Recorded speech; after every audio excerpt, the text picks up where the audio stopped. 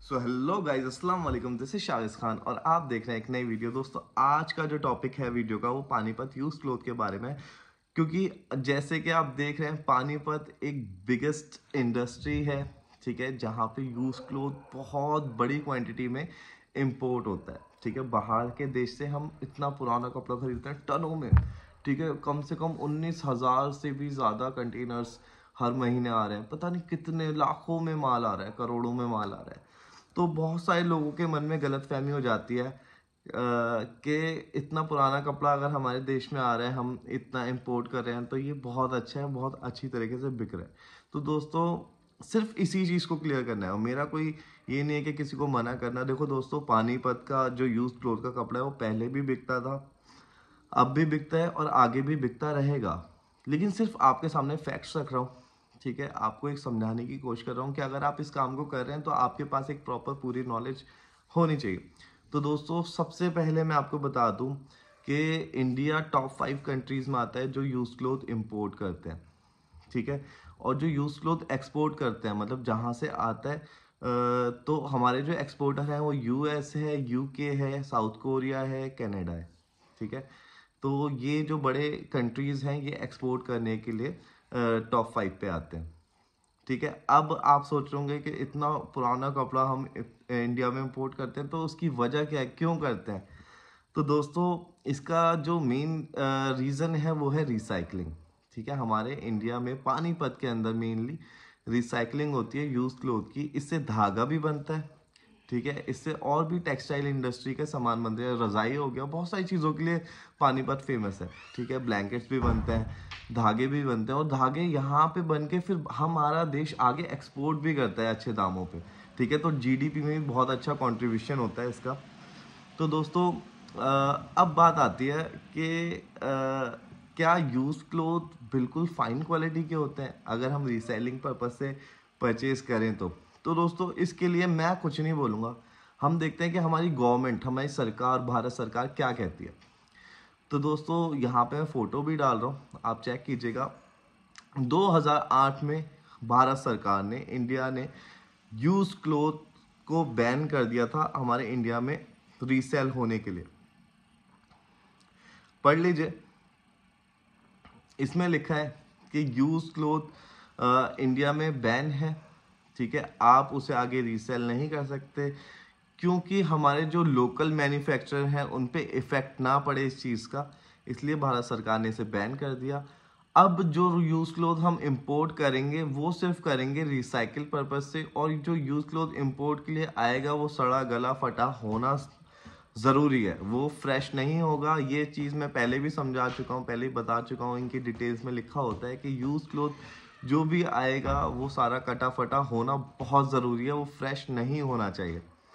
तो दोस्तों, बहुत सारे लोग सोचते हैं, अब बहुत सारे चाइनीज़ लोग बहुत प्रमोशन भी कर रहे हैं, दिखा रहे हैं कि आप ही इंपोर्ट कर लो, हम कंटेनर दे देंगे आपको। दोस्तों, आप इंपोर्ट भी कर सकते हैं, ठीक है, कंटेनर भी मिल जाएगा, कंटेनर इंडिया भी आ जाएगा। लेकिन जो मेन चैलेंजिंग थिंग होगी आपके लिए, उस कस्टम को क्लियर करवाना, ठीक है। बहुत सारे लोगों के स्टॉक रुक जाते हैं, फंस जाते हैं, वो कस्टम क्लियर नहीं हो पाता, क्योंकि 2008 के बाद बहुत ज़्यादा स्ट्रिक्टनेस हो गई है। और 2008 से पहले बहुत अच्छा माल आया करता होगा, मुझे उस टाइम इतनी नॉलेज नहीं थी, ठीक है, इस काम की।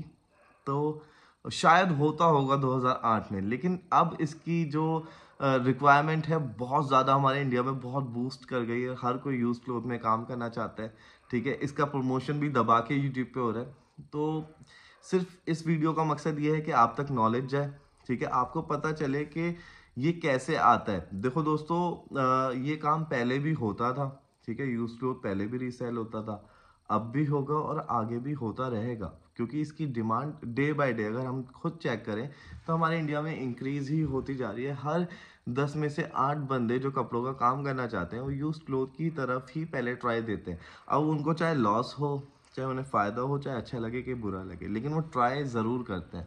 हर बंदा ट्राई ज़रूर करता है। तो दोस्तों, ये इस चीज़ से तो हम वाकिफ़ हैं कि ये चीज़ कभी रुकने नहीं वाली, ठीक है।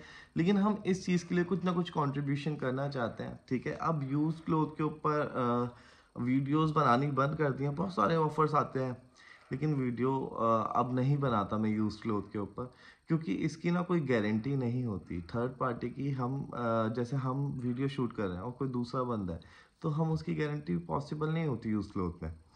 तो कोशिश यही है कि अगर आपके लिए कोई बंदा आएगा, अगर किसी का शूट आएगा तो ऑथेंटिक बंदा हो, नहीं तो अपने एंड से कुछ करा जाए कि जिससे आपको अच्छा माल मिले। ठीक है, अभी इसके ऊपर कोई कंफर्मेशन नहीं है, सिर्फ एक सोचा गया है। ठीक है, और मैं माफ़ी भी चाहता हूँ कि वीडियोस थोड़ा लेट हो जाती हैं। दोस्तों काम बहुत है, बहुत ज़्यादा काम है माशाल्लाह अल्हम्दुलिल्लाह। ठीक है, और मतलब मेरा एक पर्सनल खुद का बिजनेस है, तो उस चीज़ में वक्त नहीं मिल पाता। अब भी मैं रात के 2 बज रहे हैं और मैं आपके लिए वीडियो बना रहा हूँ। ठीक है, तो कोशिश करूंगा कि रेगुलर ऐसी वीडियो आती रहे और कुछ ना कुछ आपके लिए नया, क्योंकि देखो दोस्तों ये जो चैनल है इसका मोटिव शुरू से यही रहा है कि अच्छी चीज़ आपके पास पहुंचे। खासकर हमारे चैनल क्लोथ के ऊपर ही रहा है शुरुआत से। ठीक है, अच्छे क्लोथ अच्छे प्राइस में आप तक पहुंचे। ठीक है, वीडियो के लिए बहुत सारे प्रमोशंस के लिए मेरे पास कॉल आते हैं, मैं सबकी प्रमोशन नहीं करता क्योंकि जब मुझे भरोसा ही नहीं है। ठीक है, फिर बाद में ऐसा ना हो कि कस्टमर के साथ फ्रॉड हो। तो यूज़ क्लोथ की वीडियो अभी तो कुछ टाइम तक नहीं आएंगी। ठीक है, बाकी आगे देखते हैं क्या होता है।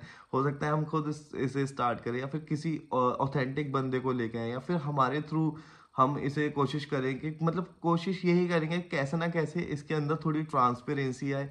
ठीक है, ये जो गलत माल लोगों तक पहुंच जाता है, फटा गला, मतलब जो एक होता है ना कि इसकी गारंटी वाला कोई इशू नहीं होता, मतलब इसके अंदर कोई गारंटी नहीं होती, तो उस चीज़ को मैं चाहता हूँ कि इसके अंदर अप्लाई हो, चाहे वो कोई और बंदा ही करे। ठीक है, कि गारंटी के साथ दे, थोड़ा माल महंगा दे दे। ठीक है, अगर 100 रुपये किलो है तो 120 दे दे, 150 रुपये किलो दे दे, लेकिन एंड कस्टमर तक जो सामान पहुंच रहा है, ठीक है, जो उसे यूज़ करने वाला है मतलब या फिर उसे रीसेल करने वाला है, तो उस तक एटलीस्ट ऐसा माल तो पहुंचे जिसे वो आगे बेच पाए। ठीक है, इसमें क्या होता है कि अगर आपको 100 का भी मिल रहा है और उसमें 50%, 20%, 10% डैमेज हो जाता है, तो डैमेज की भी कोई गारंटी नहीं होती। तो एक तरीके से रिस्की बिजनेस मेरे हिसाब से मुझे लगता है कि ये रिस्की बिजनेस है। बाकी करने वाले करते हैं और करते रहेंगे। तो दोस्तों फिर मिलते हैं एक नेक्स्ट वीडियो में, तब तक के लिए खुदा हाफिज, जय हिंद।